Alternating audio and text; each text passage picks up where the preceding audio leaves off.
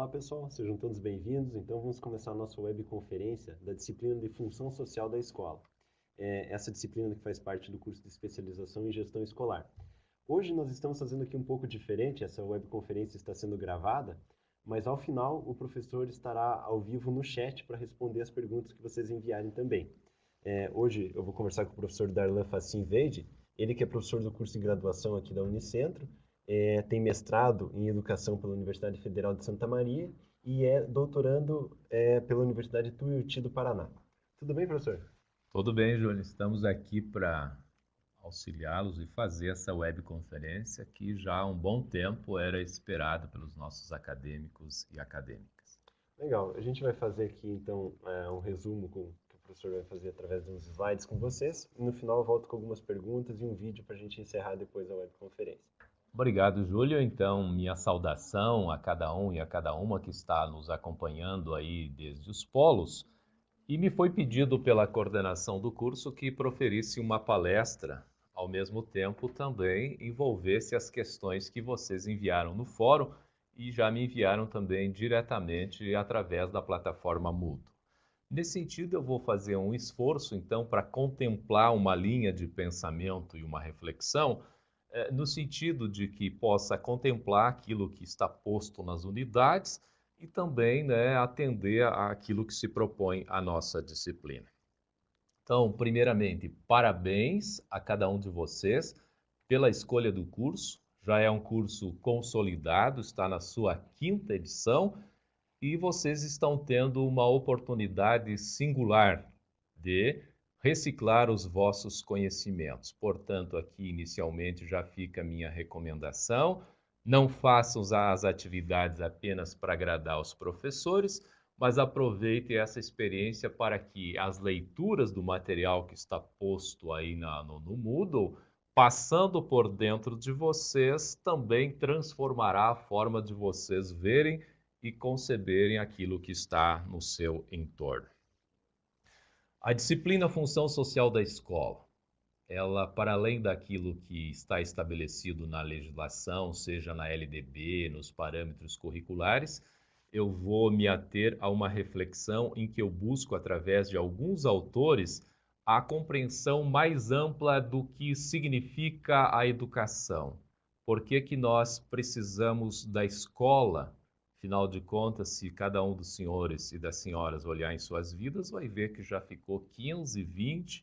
Eu estava fazendo um cálculo agora esses dias, já estou 27 anos sentado nos bancos escolares.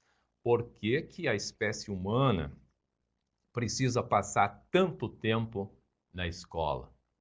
Aí está a grande importância, a importância que a educação tem na construção da existência humana. É isso que está posto na primeira unidade que vocês têm aí no Moodle, Educação e o Processo de Humanização, onde que é colocada uma reflexão, então, que o ser humano é um ser racional, é um ser por fazer-se, um ser em construção, um ser que é projeto. Diferente das demais espécies humanas, em que as coisas já estão postas, estão colocadas, nós precisamos construir. E construir a existência é construir dentro de um contexto histórico em que nós já recebemos uma bagagem cultural de conhecimento que nossos ancestrais já nos concederam. Nós também esperamos, a partir disso, dar a nossa contribuição também um dia. Então, essa construção não é uma construção distante da realidade, mas ela se dá num viés marxista através da praxis. Nós conseguimos não só agir, mas nós também somos seres pensantes. Então, nesse sentido, vocês podem acompanhar aí aquilo que está posto, então, nos nossos textos. O homem pergunta: quem sou, de onde venho, onde posso estar? Por que que nós precisamos de educação? Porque somos seres incompletos, inacabados, em construção. Isso começa quando nascemos e termina quando nós morremos, ou quando nós desistimos, então, do nosso processo, dos nossos projetos. Então, não tem como alguém fazer a caminhada pelo outro, Ao contrário disso, nós precisamos nos construir dentro dos contextos e das circunstâncias que aí estão colocadas. O Álvaro Vieira Pinto, no livro Ciência e Existência, ele faz uma provocação e ele diz que a educação ela diz respeito a toda a nossa vida, toda a nossa existência. E nós, o homem, constitui o conhecimento na mesma proporção que o conhecimento nos constitui e nos faz pessoas. Aí também foi colocado lá para a reflexão de vocês que os fins, a função da educação, ela está de acordo com os interesses e os fins que se quer chegar. O Rubem Alves, nessa pequena obra, O que é Educação, ele faz uma provocação aí sobre quais são as finalidades da educação. É um texto bem significativo em que os colonizadores americanos, ao chegarem ao continente, tratavam, assim como aconteceu no processo colonizador do Brasil, os índios como selvagens, não civilizados. E nesse processo, tentando fazer com que eles fossem gente, ofereceram aos índios as suas escolas, para que aqueles índios se tornassem senhores, nobres e administradores. E os índios, depois de mandar os filhos a essa escola, eles perceberam que eles voltavam de lá fracos, péssimos guerreiros, não serviam como conselheiros, ou seja, as atividades que eram desenvolvidas naquela escola não serviam para as finalidades que os povos indígenas gostariam. E termina o texto, inclusive vocês poderão ver, dizendo que eles eram, portanto, completamente inúteis. E hoje, se a gente for olhar, nós continuamos formando gente. A escola serve para fazer gente. Só que estamos fazendo gente que pode também ser completamente inútil e não servir para os objetivos a que nós nos propomos. Educação, educações. Então, ninguém escapa à educação, quer seja em casa, quer seja na igreja, na escola. É um processo que todos estão envolvidos, né? Então, por que educação e educações? É porque não existe só uma educação. A educação está atrelada aos interesses sociais, políticos e econômicos daqueles sujeitos que ali estão envolvidos. Nesse sentido, então, foi proposto ali um pequeno texto, a partir do Herbert de Souza, de como fazer uma análise de conjuntura. Aqui não se tem a intenção de ensinar ninguém a fazer análise de conjuntura, mas chamar a atenção porque a escola está envolvida num contexto em que aparecem, então, acontecimentos, acontecem ali os cenários e temos os atores envolvidos, as relações de força desses sujeitos, as articulações entre a estrutura, a conjuntura, a infraestrutura. E aí, nesse mesmo sentido, nós temos do Antônio Gramsci que esses acontecimentos eles estão relacionados dentro de um determinado bloco histórico.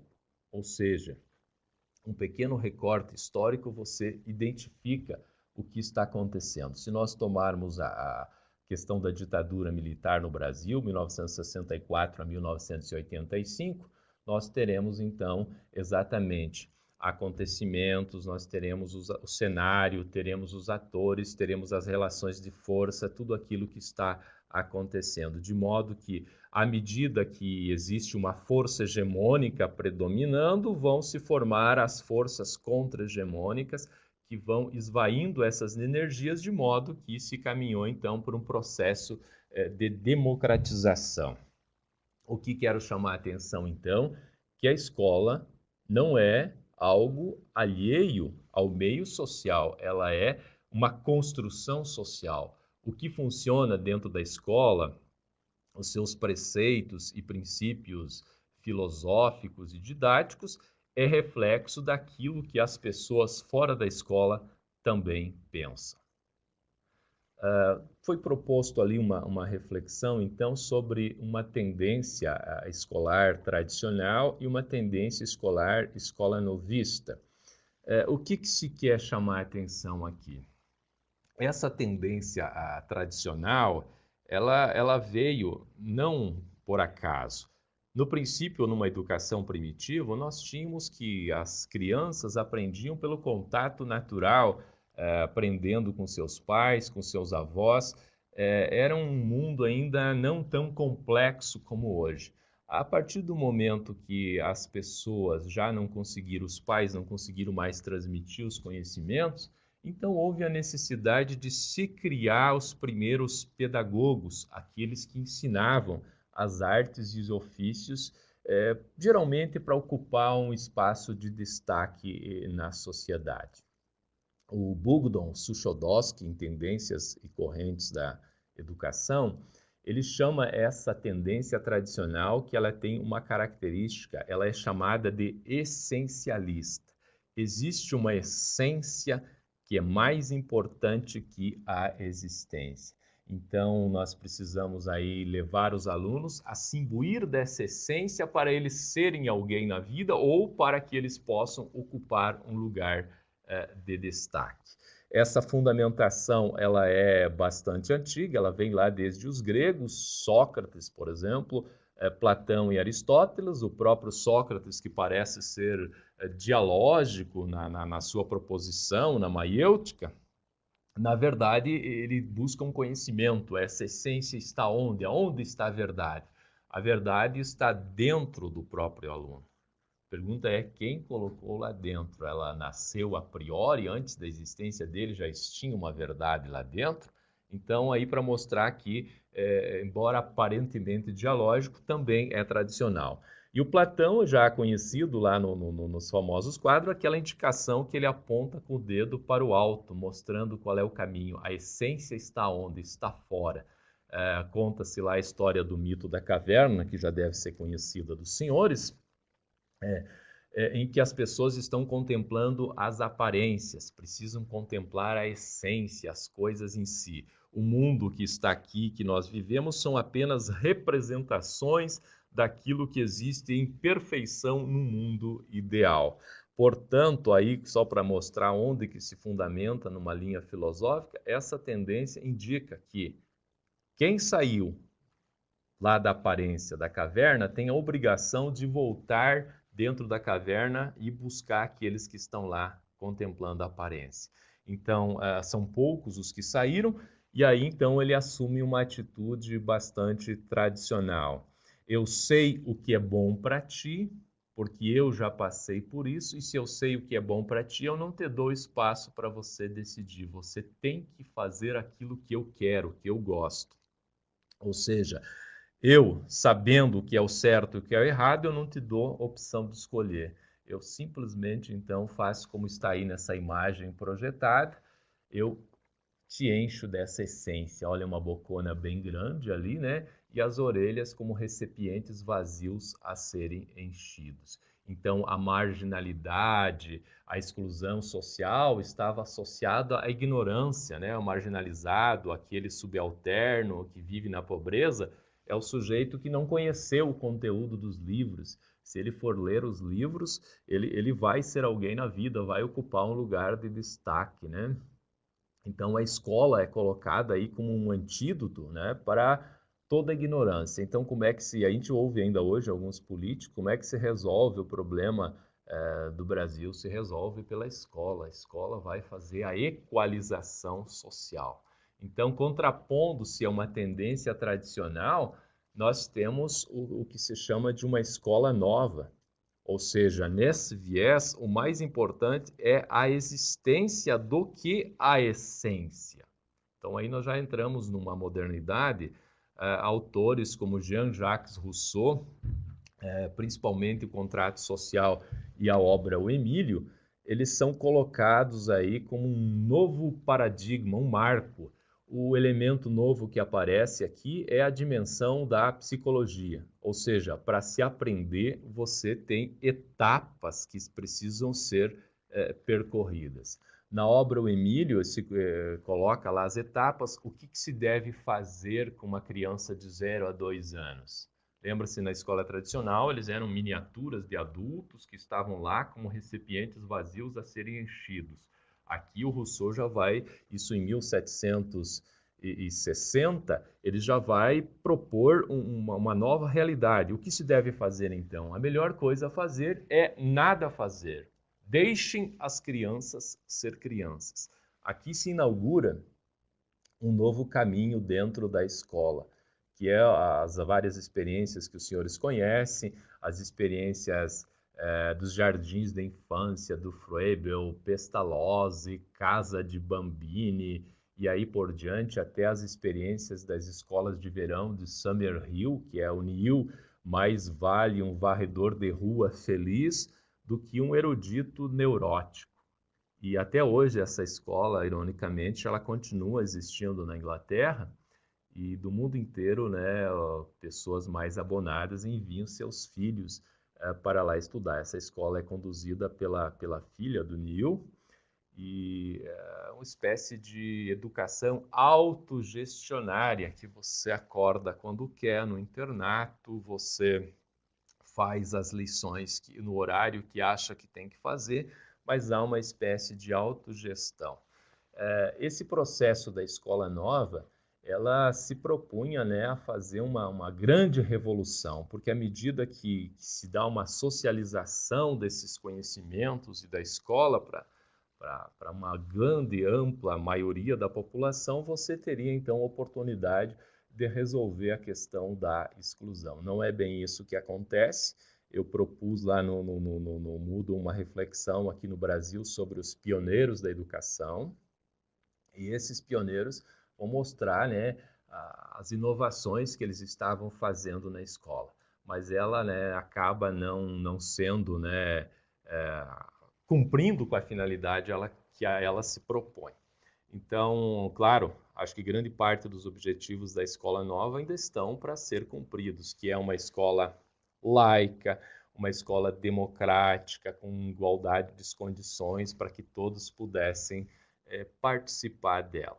Isso ainda está para acontecer, né, na nossa educação.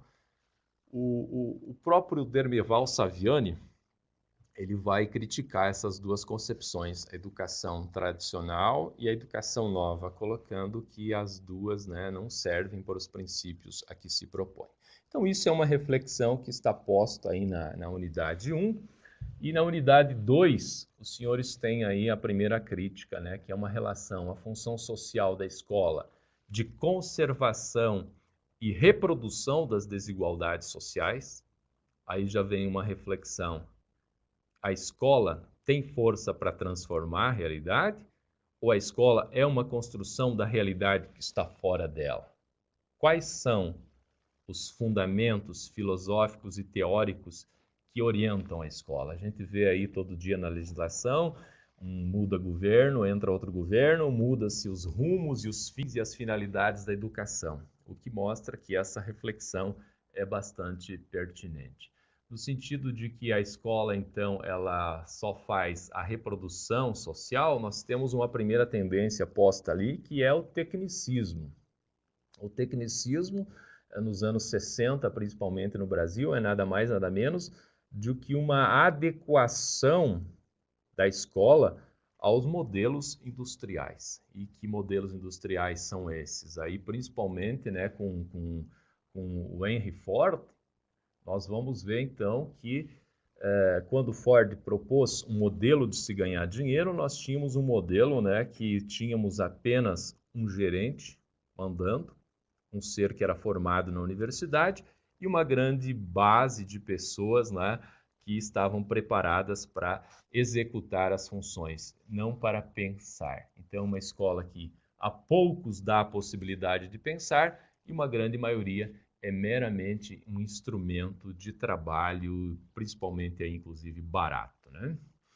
Então aí está posto para vocês, né? Promove uma disciplinarização. Onde que estaria então o conhecimento? Na escola tradicional, o conhecimento estava no professor. Ele absorveu a essência dos livros e ele sabe. E se ele sabe, compete a ele conduzir os demais. Numa escola nova, o conhecimento não está no professor. Se diz que o conhecimento está no aluno, que também é uma grande falácia, mas está no processo psicológico do desenvolvimento das etapas. Aqui no tecnicismo, o conhecimento também não está no professor, não está no livro, não está no aluno. O conhecimento estão nos manuais, estão nos livros. Tanto é verdade que a expressão usada é instrutor, tutor também. Não aparece professor, ele não professa nada, ele instrui, ele é um mediador. Isso é muito comum, inclusive, e dá certo em alguns cursinhos. Você tem aqueles que estão nas etapas, né, superiores, instruindo aqueles que estão recentemente começando. Para nós fundamentar essa concepção de que a escola faz a reprodução das desigualdades sociais, essa é uma leitura marxista e é uma escolha que eu faço ciente disso, claro. Então, para ajudar aqui de uma forma assim bastante sintética, por favor, não vão aqui achar que a teoria hegeliana se resume em 2, 3 frases. Ao contrário disso. Em 1842, Marx e Engels, eles não eram marxistas como nós conhecemos, eles eram hegelianos. O Marx pertencia à esquerda hegeliana e, portanto, as ideias de Hegel eram adoradas e admiradas por ele. A partir desse momento, ele vai fazer uma inversão na proposição de Hegel. De forma muito sintética, o que nós tínhamos aí? A dialética hegeliana. Uma tese, que é a ideia pura, que vai prevalecer. Quem faz antítese? A natureza. E quem vai fazer a síntese de tudo isso será uma compreensão diferenciada da realidade. Então, o idealismo, ele vem de cima para baixo. Marx vai utilizar isso a partir dos pressupostos econômicos e políticos do momento, fazendo uma inversão. Qual é a tese que vai prevalecer em Marx, então? Qual é a ideia pura? A ideia pura de quem manda, olhando no campo econômico, é a burguesia. Quem faz a negação à burguesia é o proletariado. E dessa relação conflituante é que vão nascer as conquistas trabalhistas. Aí a pergunta, então, no viés marxista. A escola, nesse sentido, é uma construção burguesa ou uma construção proletária? Que princípios imperam dentro da escola? Que valores orientam essa escola? E aí, então, é onde nós caminhamos com a reflexão. Um dos primeiros autores colocados aí é o Pierre Bourdieu e Jean-Claude Passeron, a reprodução, elementos para uma teoria do sistema de ensino. Ele vai dizer que a escola não faz transformação social. Ao contrário, ela faz uma violência simbólica. Esses autores são chamados de críticos reprodutivistas, são aí em torno dos anos 70, e quase todos eles partem a sua reflexão do cenário francês. Eles acabam atingindo o mundo todo e influindo na organização dos processos pedagógicos. Como é que acontece, então, a violência simbólica? A violência simbólica se dá, inclusive é utilizado, vocês no dia a dia aí têm percebido que acontece muito na sala de aula, né? Através da teoria dos dotes, que trabalha que pessoas têm aptidões, outras não. Isso é bastante polêmico. O Platão, lá na República, o livro República, lá, ele conta a história. Como é que se dava a classificação das pessoas para que elas pudessem continuar estudando ou não? Então, ele classifica como alma de bronze, era o primeiro corte, que eram pessoas que eram olhadas pelos anciões, aqueles que tinham apenas aptidões sensíveis e ligados às questões da natureza e agricultura, eles não tinham condições de galgar interesses de ir adiante. Um outro corte era feito com a alma de prata, que era aqueles que tinham apenas interesses para coisas do Estado. Então, esses seriam os soldados, os administradores. E sobrava lá na pirâmide uma pequena percentagem que, depois de muito estudo e muito esforço, eles chegariam, então, ao ápice, que seria a alma de ouro. Essas pessoas, tendo alma de ouro, elas não apenas compreenderiam o que é a justiça, o que é o amor, a partir das experiências do dia a dia, mas saberia o que é a suprema essência da justiça, o que é o amor, a essência do que seja amor. E a partir disso, eles sabendo o que é, eles poderiam julgar e conduzir os demais. Esses poucos eles chamariam então de filósofos, que lá no fim da vida, né, deveriam ser os governantes pela sofocracia, que seria o poder pelo conhecimento. Então, minha gente, a escola não faz transformação, ela faz uma violência simbólica. E quem que é a pessoa aí que vai fazer essa violência? É o próprio professor que, claro, na época de Platão, quando as pessoas recebiam uma mesma alimentação, o mesmo tratamento, eram tirados dos pais, a gente colocados numa mesma classe, a gente tinha elementos para julgar as aptidões. Mas hoje, quando de classes distintas, com alimentação diferenciada, com condições econômicas, tendo acesso à internet, outro não, morando na periferia, quando colocam todos numa mesma sala de aula, é claro que aparentemente a questão dos dotes parece privilegiar uma classe mais favorecida. Geralmente são 2, 3 alunos por sala que se destacam. E se a gente for ver historicamente, esse destaque já se deve a uma base de estrutura histórica e familiar que está alicerçando esse elemento diferencial. Mas se fossem tirados, né, e colocados nas mesmas condições, certamente os dotes poderiam se alterar. Então aí está, vocês quiserem ver a obra, está à disposição, aí é só buscar, tem o livro. Também eu coloquei aqui a teoria da escola enquanto aparelho ideológico do Estado, que é o Louis Althusser, filósofo francês. A ideologia, né, do Estado, ele se dá através dos aparelhos repressivos, que são o governo, a administração, o exército, os tribunais, tudo aquilo que não agrada ou que transgride o que está na lei é enfrentado por essa estrutura. Então aí a gente já tem que começar a ficar atento, que a lei geralmente ela visa preservar alguns interesses. E nesse sentido, quando a gente fala em direitos humanos, aqueles que não têm, fala-se em igualdade, mas aqueles que não têm, eles precisam infringir uma lei que diz que é dado aos outros o direito de ter alguma coisa, preservada a sua propriedade. Precisa pensar um pouquinho que muitas dessas coisas elas entram em contradição, porque para você, se você não tem e você precisa ter, às vezes, né, vai haver uma transgressão e um conflito. E a lei, o Estado, eles estão aí postos para preservar os interesses de quem realmente já tem. Ao mesmo tempo que existe uma força constituída, escrita, já aprovada pela legislação, nós temos um aparelho ideológico. Aparelho ideológico é que nem piolho, ele vai de cabeça em cabeça, de pessoa em pessoa. Esse aparelho ideológico, então, nós temos a igreja, as igrejas, nós temos a família, nós temos os sindicatos, nós temos todos os grupos, as ONGs, e, acima de tudo, está a escola. Os interesses que prevalecem na escola são interesses ideológicos dos grupos que estão no poder. E aí vocês podem ver que as leis que regulam a escola são as leis nacional, lei estadual e lei municipal. E quando muda os administradores, muda as secretarias e muda-se os rumos e as perspectivas da escola.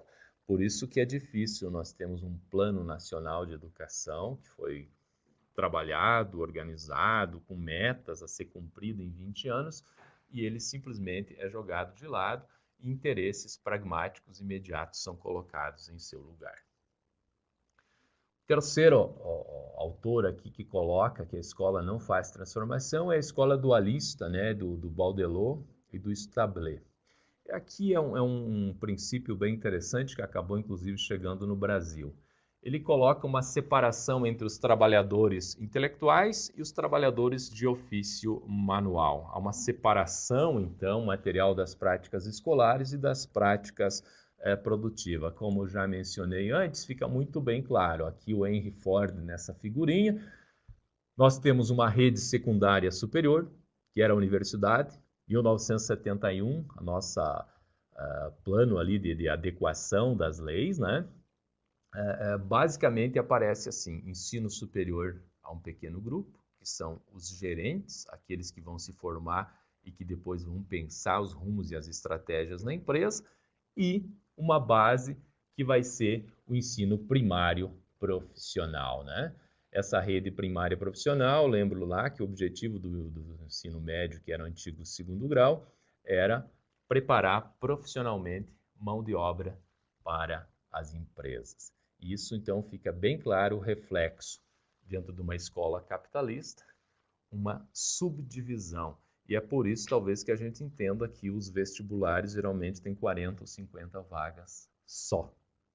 Por quê? Porque teria muito mais gente que teria condições de frequentar a universidade. Mas temos apenas 40 por ano. Por quê? Se tivéssemos 80, tivéssemos 200, certamente todos poderiam enfrentar. Mas às vezes não há interesse que todos estejam na universidade, porque isso acirra a concorrência e você tem que manter alguns, né, mais privilegiados nos postos principais, né, ocupando um lugar de destaque. Então, se a escola não faz, ela simplesmente reproduz as desigualdades sociais, não faz transformação, chegou ao ponto desse cidadão aí, o Ivan Illich, propor uma sociedade sem escola. O que ele queria com isso, então? Se a escola não tem essa força, a escola não escapa ao espaço reprodutivo, é impossível que ela constitua o melhor e único meio de educação, grande parte dos conhecimentos são adquiridos fora da escola, a escola é local de confinamento, então é preciso eliminar essa escola, é o que ele propõe. O essencial da cultura não estaria na escola, principal que a criança aprende vem do ambiente extraescolar, ou das atividades cotidianas, como brincar, assistir TV, contribui para a formação, se é que isso contribui, mas à época era um elemento novo. Ele vai propor, então, as redes de comunicação culturais. Não havia ainda internet, mas as pessoas, de acordo com os... Imagina se houvesse, de acordo com os interesses, quem quisia aprender crochê se encontrava aqui com o grupo de crochê, quem queria aprender a horta, queria aprender agronomia, quem queria aprender filosofia, os grupos de interesse se daria a transformação. Esta foi a saída que ele propõe nessa obra aí, Sociedade Sem Escola, como um meio de se enfrentar o processo reprodutivo. Agora eu pergunto aos senhores, se, como a escola está difícil, sem escola, eu penso que pode ficar ainda bem pior. Então, será que o caminho é terminar a escola? Ou precisamos repensar a escola a partir de outras perspectivas? Então, na terceira unidade aí da terceira semana, né? Então, foi proposto aí a função social como promoção humana e transformação. Aqui eu coloco Paulo Freire, Dermeval Saviani, entre outros atores, para a gente fazer uma reflexão. E a primeira colocação que se faz aqui, a provocação, é Paulo Freire. É uma escola burguesa ou uma escola proletária? E Paulo Freire responde que educação é um ato político de conscientização e de transformação.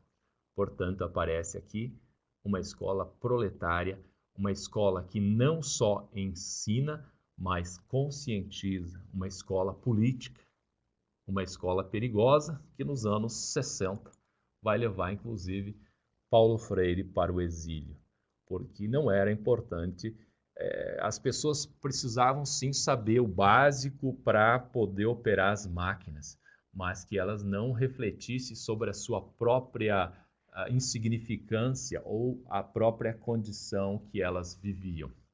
Então, Paulo Freire vai ajudar, sim, os pedreiros que trabalham com tijolos a contar quantos tijolos, sim, vai ensinar a escrever tijolos, mas vai propor uma reflexão sobre o porquê eles que trabalham na construção civil, eles não têm uma casa, se já construíram tantas casas no decurso da sua vida. Quando é que eles poderão ter uma casa? E aí a percepção de que eles nunca terão uma casa vai ser problemática a quem está na hegemonia do poder. E aí então nós vamos entender os vários exilados que vão ter que sair do Brasil nesse momento. Algumas reflexões aí do Paulo Freire na Pedagogia do Oprimido. Os oprimidos introjetam nos opressores, né, os seus valores, e esses vivem um conteúdo e um valor inautêntico. Eles assumem esses valores como seus. E, portanto, a libertação é um parto doloroso. Um parto doloroso porque exige, primeiro, consciência da situação que você se encontra, reconhecer-se que você é um sem terra, que você é um trabalhador, que você é um analfabeto. E isso não é fácil, porque vai contra aquilo que está instituído. Eu nunca vi uma tarja dizendo eu sou analfabeto, mas os números de cada município de vocês aí, busquem aí no IBGE, vocês verão o número de analfabetos. Por que eles não anunciam essa condição? Porque é um desprazer. Vai contra aquilo que os fundamentos dos princípios capitalistas colocam. Eles se sentem inferiores. Como analfabeto, eles não compreendem o mundo que está sendo anunciado. Eles, ao não compreender o mundo, também não conseguem anunciar o seu mundo e a sua concepção e ficam, então, marginalizados. A opção é fugir, é esconder. De Paulo Freire tem os princípios dialógicos, que são muito bonitos, né? Ninguém educa ninguém, tampouco ninguém se educa sozinho. Os homens se educam em comunhão, mediatizados pelo mundo. Aonde que está o conhecimento, então? Não está no aluno, não está no professor. O conhecimento está no processo de investigação que professor e aluno fazem sobre a realidade, visando a sua transformação. Esse é um princípio diferente, então. Não se faz educação de A sobre B, nem de B sobre A, mas de uns com os outros na relação de investigação do mundo. Depois de Paulo Freire, foi colocado aí no trabalho de vocês, aqui já mais no Brasil, a questão da pedagogia histórico-crítica do Dermeval Saviani. Existem outros autores aí, o Jorge Niders e tal, mas eu preferi utilizar aquilo que a gente já tem aqui do Brasil. O que é educação para o Saviani? Para ele, a função da escola, a educação, é a socialização dos conhecimentos, dos conteúdos culturalmente aceitos, válidos e importantes para a humanidade. Quando ele foi meu professor, mas então, professor, você está dizendo que os conteúdos culturalmente aceitos geralmente são conteúdos, né, de uma classe que já detém um poder. Qual é a música nobre? A música nobre é a música do tipo tal, assim por diante. Ele não se trata nada disso. O que se está em jogo aqui é que a educação é uma ferramenta. Todas as pessoas precisam se imbuir desses signos, desses significados, para conseguir se situar na vida. Aqueles que já detêm uma certa hegemonia, estão no poder, usem a educação para se manter. As classes subalternas usam a educação como um ferramental para fazer uma contra-hegemonia.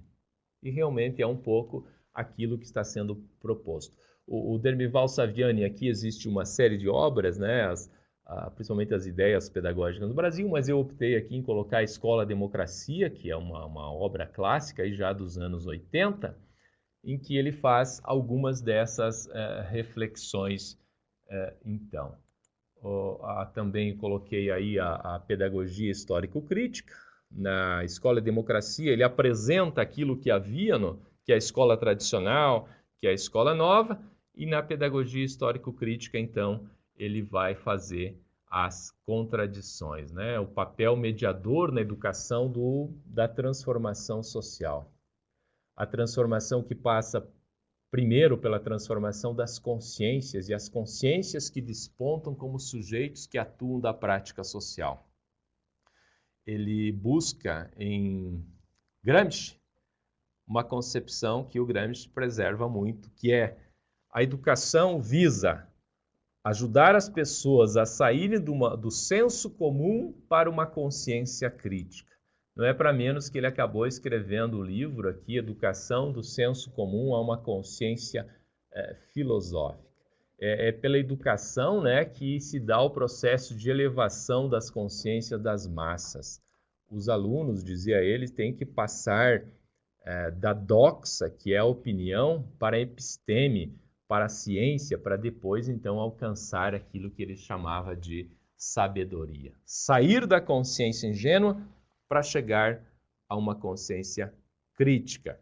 Isso não significa, ao contrário, não é simplificação de etapas e processos. Ao contrário, o próprio Gramsci dizia que nós precisamos, acima de tudo, dominar, decorar os signos.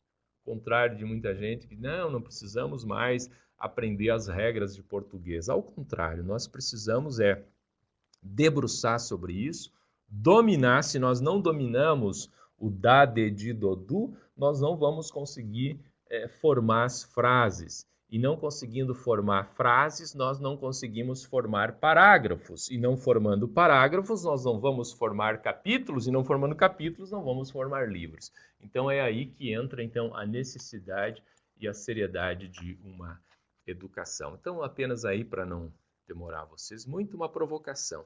Sobre a função social da escola, eu gostaria de chamar a atenção aí para um elemento que a escola muitas vezes, e hoje está muito presente isso, ela deve formar para o mundo do trabalho ou para o mercado de trabalho. E aí há uma contradição.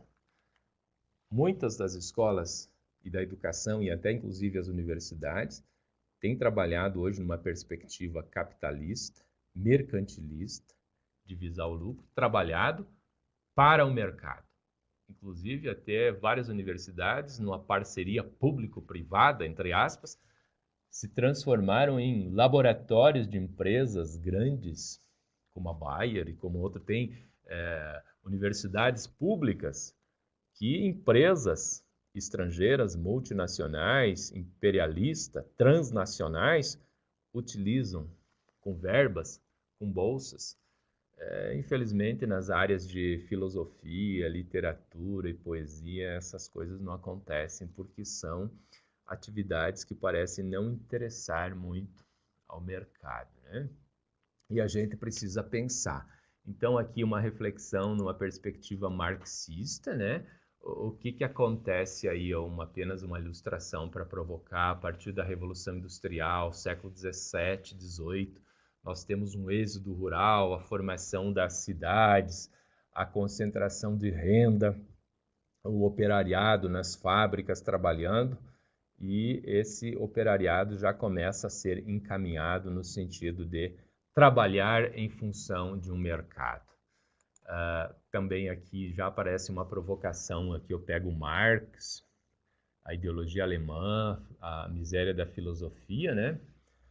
Os manuscritos econômicos filosóficos, obras aí de 1940, 1950, onde que ele já vai começar a relatar o que ele chama de alienação.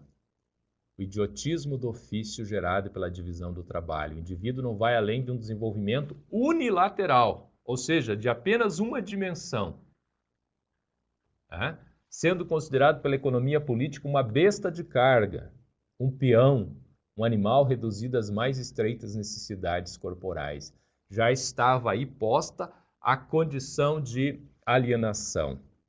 O Erich Fromm, conceito marxista de homem, trabalha muito bem esse conceito de alienação em Marx. O que é alienação? Alienação é tudo aquilo que não passa por dentro de nós quando fazemos. É por isso que a concepção marxista se fala em praxis, ação e reflexão. Quer dizer, eu sou o sujeito, aquilo que eu vou fazer tem que ser assumido por mim. E no processo de alienação, o Erich Fromm colocava que em Marx manifesta-se de duas formas. Quando a palavra falada assume uma dimensão própria, que nada mais tem a ver com a realidade que está ao seu redor. Por exemplo, se eu disser aqui para o Júlio eu te amo, ele vai levar um susto se você disser aí para o colega ao lado, porque é uma palavra vazia, que já não condiz com a realidade concreta que se vive. E o máximo alienação se dá principalmente no mundo do trabalho, em que o trabalhador ali, como colocado naquela pequena figurinha ali do Chaplin, dos tempos modernos, é um mero executor.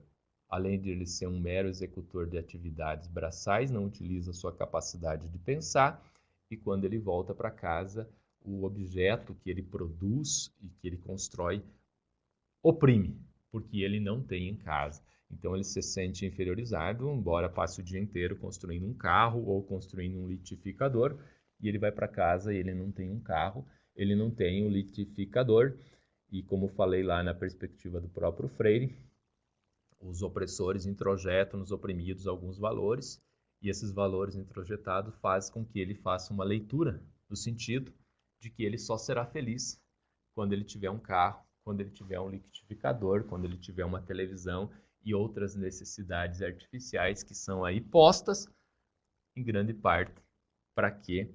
Para que as pessoas consumam. Aí depois você cria o 13º salário e umas coisas mais aí, que serve também para realizar esses sonhos. E o cidadão vai lá e compra o seu carro em suaves 36 parcelas e depois não consegue nem colocar a gasolina, mas tem a sensação de que ele participa de um banquete que estava reservado a poucos. Não sei até quando nossas cidades vão aguentar esse inchaço de carros, quando nós abrimos mão, então, de uma construção coletiva, né, com um transporte alternativo, enchendo, né, de engarrafamento e tal. E por que cada vez mais as pessoas buscam? Porque disseram que esse é o caminho da felicidade. Então, a escola precisa pensar um pouquinho para que ela vai trabalhar. O sujeito alienado, portanto, é unilateral, ou seja, tem desenvolvida somente a capacidade de produção industrial, sem que evoluam as suas capacidades políticas, estéticas, psicológicas, pessoais. Essa unilateralidade é o contrário daquilo que se chama omnilateralidade, que são as múltiplas dimensões. Trata-se da pessoa unilateral, que ela é formada, então, pelo princípio da politecnia. O que é politecnia? Vocês verão aqui, é a negação da unilateralização. O conceito marxista de politecnia propõe, então, a síntese dialética entre formação geral, formação profissional e formação política. E permite aqui mais a leitura, promovendo o espírito crítico no sentido de uma qualificação individual do desenvolvimento autônomo integral dos sujeitos como indivíduos e atores sociais, possibilitando não só sua inserção, mas a compreensão e o questionamento do mundo tecnológico e do mundo sociocultural que os circunda. Então, na verdade, a dimensão de omnilateralidade que está querendo aqui se formar é a formação de um homem completo. E aí, então, eu faço uma provocação. O Antônio Gramsci, que esteve na prisão de 1926 a 1937, ele colocou um modelo de escola e de educação. E o modelo que ele pegou como modelo que gostaria que fosse implementado na Itália naquele momento é o modelo de escola de Leonardo da Vinci. Aqui tem o Leonardo da Vinci, feito por ele mesmo, uma imagem, né, jovem, uma imagem já mais idosa. Por que Leonardo da Vinci é um modelo de homem renascentista? Porque Leonardo da Vinci, ele integrou a omnilateralidade.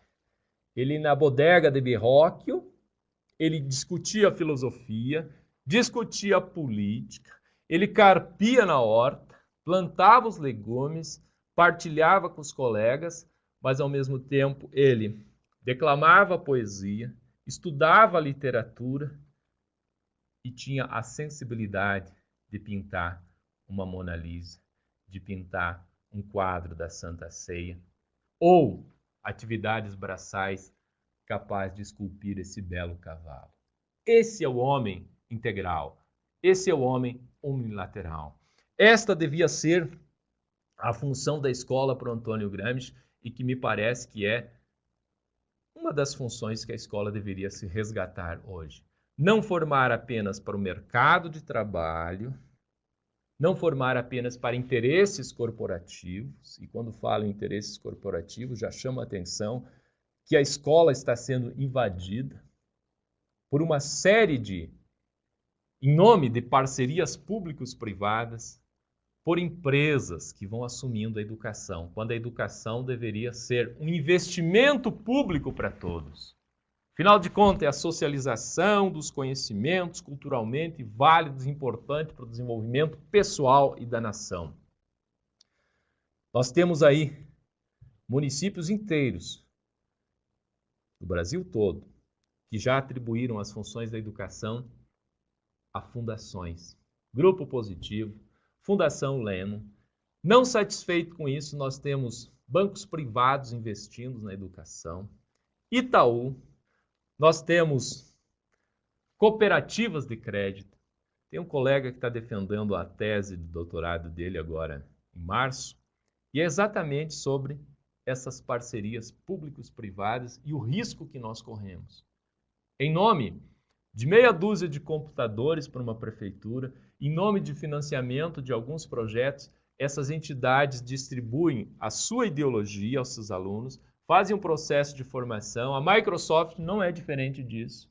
Inclusive, distribui os programas Word e Windows gratuitamente em algumas escolas, visando que os professores ensinem os alunos a utilizar. Uma vez que os alunos aprendem a utilização, eles não vão mais utilizar os programas gratuitos e ficam na dependência desse imperialismo, que na verdade, a exemplo do que acontecia na época das colônias, para cada registro desse que você tem na sua máquina, são em torno de R$170, que são filtrados do mundo inteiro para suas matrizes. E nós, se queremos uma educação que vise a autonomia, vise a unilateralidade, nós precisamos trabalhar nessa perspectiva. Aqui, então, para ajudar, se alguém um dia se deparar com essa obra, A Face Oculta da Escola, do Mariano Enguita, ele faz uma crítica bastante forte, minha gente. Há um discurso, hoje espalhado por aí, inclusive na nossa LDB, que nós queremos um homem crítico, autônomo, reflexivo, com múltiplos conhecimentos e múltiplas habilidades. No entanto, ganha-se dinheiro exatamente com a desqualificação do trabalhador. Esse homem crítico, autônomo, reflexivo, que é pedido, pelo menos na legislação, caminha na perspectiva do toyotismo, da qualidade total, que ainda continuam se fazendo palestras hoje em dia. Na verdade, as empresas usam desse discurso, elas pousam de defensoras dessas ideários, defensoras do meio ambiente, mas é exatamente essas empresas transnacionais que vão ganhar dinheiro explorando a mão de obra barata na Índia, na China, Bangladesh, aqui no Brasil também, com verdadeiros galpões de irmãos latinos que vêm da Venezuela para costurar naquelas obras em condições de vida precária. Então, chamar atenção para isso, que esse é um discurso que nós precisamos estar atentos. Para não desgastar muito vocês, eu me coloco então assim à disposição, fiz uma breve reflexão aqui daquilo que está posto nas unidades, visando chamar a atenção que a função social da escola, ela caminha exatamente na perspectiva dos interesses dos grupos que estão no poder. E a gente precisa ter o cuidado de não formar na dimensão de unilateralidade, mas formar na dimensão da unilateralidade, não só pela genialidade de Leonardo da Vinci, talvez nossos alunos não sejam tudo isso, mas oportunizar uma formação integral, para que eles não sejam apenas preparados para o mercado, mas que sejam preparados para ser pessoas, pensar a sua própria existência, e aí sim nós vamos alicerçar, a construção de uma sociedade mais digna, mais justa e mais humanitária. Obrigado, professor. Então a gente está chegando aí no nosso tempo limite já da nossa webconferência. No final a gente ainda vai passar um vídeo do Rubem Alves para encerrar. Mas, professor, eu gostaria que você comentasse um pouco sobre a prova, que parece que teve uma mudança na data, como é que é? Muito bem. Então, Júlio, a primeira coisa, tem a prova, eu também recebi outra questão aqui sobre as atividades. Então, a gente propôs aí, a nota é composta de 40% de atividades feitas no Moodle e 60% na avaliação da prova. As atividades do Moodle, eu chamo a atenção, não gostaria que fizessem apenas para me agradar, eu não preciso disso, os professores nenhum do curso já passaram por essa formação, mas que vissem como uma oportunidade de vocês lendo esse material, incorporar-se de alguma coisa deles, e isso vai ajudar vocês a enxergar o mundo numa nova perspectiva, e inclusive trabalhar para essa construção diferenciada que a gente gostaria de ter, né? Em relação à prova, então, ela estava marcada para o dia 25 de fevereiro e foi transferida para o dia 4 de março. Isso para que vocês possam, né, fazer um bom carnaval, né? Afinal de contas, aí já estávamos na semana do carnaval.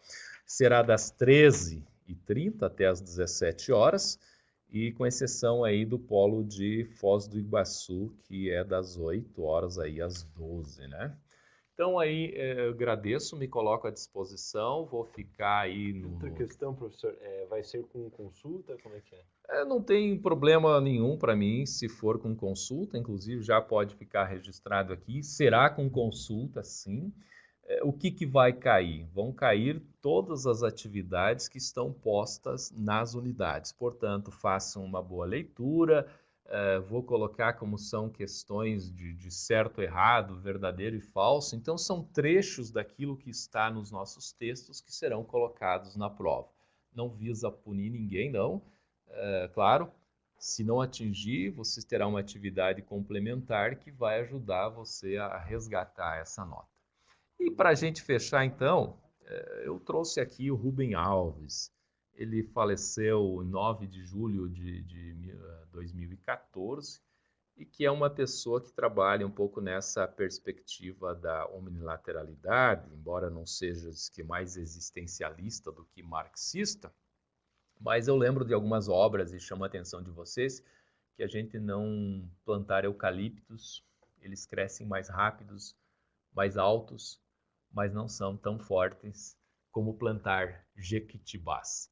Plantando jequitibás, a gente precisa regá-los, a gente precisa colocar água. O trabalho é mais demorado, mas em compensação você tem uma árvore muito mais majestosa e consistente. E também aproveito desse vídeo para chamar a atenção que aquilo ninguém ensina ninguém. O que nós fazemos é sensibilizar as pessoas para que elas despertem e façam sua caminhada. Essa é a maior contribuição que nós podemos deixar a cada um dos nossos acadêmicos e acadêmicas. Por isso, então, assistimos esse pequeno vídeo.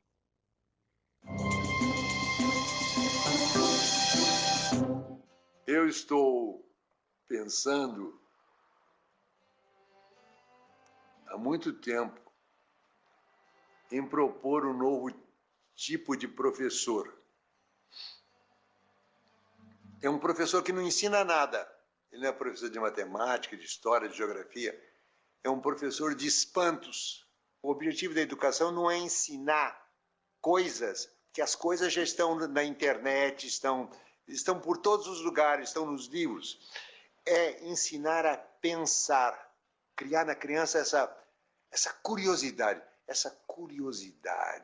Que e para mim, esse é o objetivo da educação, criar a alegria de pensar.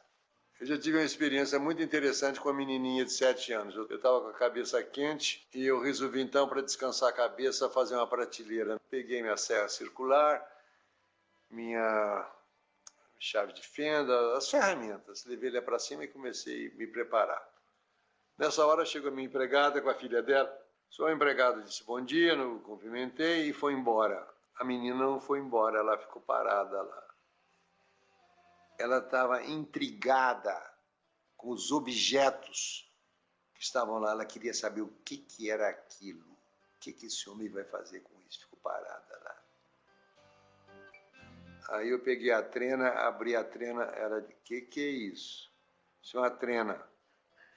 Para que serve a trena? Serve para medir. Como é que a trena mede? Vem cá que eu te mostro. Eu mostrei a trena, os centímetros, eu disse para ela, presta atenção que de 10 em 10 risquinhos tem um risquinho vermelho. Você veja o que eu fiz? Eu ensinei sistema decimal para ela. Ela percebeu que as coisas em pacotinhos de 10. Essa é a situação certa para o ensino. quando o que o professor fala provoca a curiosidade da criança e a criança interage, a criança pergunta. Como é que incentiva a leitura? Não é mandando ninguém ler, porque a relação com a leitura é uma relação amorosa. Eu vou lá não é porque o professor mandou. Quando o professor manda, já estragou. Então você tem de criar o gosto pela leitura. E você cria o gosto pela leitura, não mandando ler, mas lendo. Uma hora muito boa para a leitura é quando as crianças e os adolescentes vão para a cama. Então a mãe se assenta ao lado e vai ler um livro. A missão do professor não é dar respostas prontas, as respostas estão nos livros, estão na internet. A missão do professor é provocar a inteligência, é provocar o espanto, provocar a curiosidade.